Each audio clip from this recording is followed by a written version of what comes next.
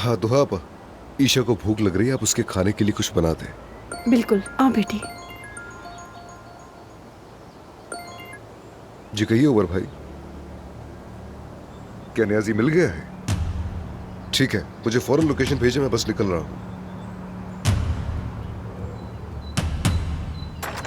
तुम ऐसा करो, ईशा को बंद और सूप दो, मैं अभी आती हूँ, ठीक है?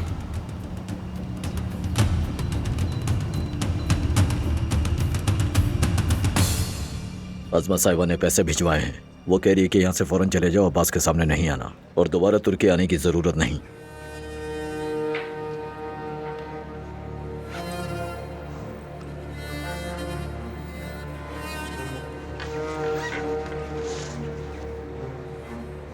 उन्हें कहना फिक्र ना करें।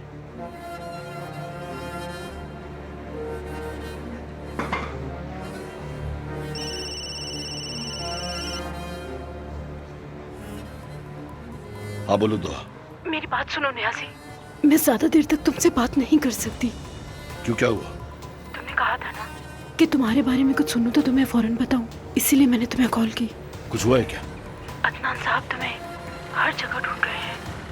उन्हें पता चल गया है कि तुम वापस आ गए हो। तुम्हारा ठिकाना जान चुके हैं वो।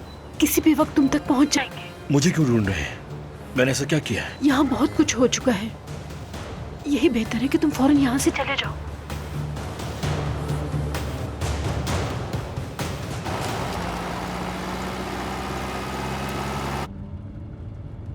गाड़ी तेज चलाओ फुरकान, तेज चलाओ। हमें कुछ भी करके सबसे पहले न्यासी तक पहुंचना होगा। हम पहुंच जाएंगे भाई, ढूंढ लेंगे उसे, फिक्र ना करें।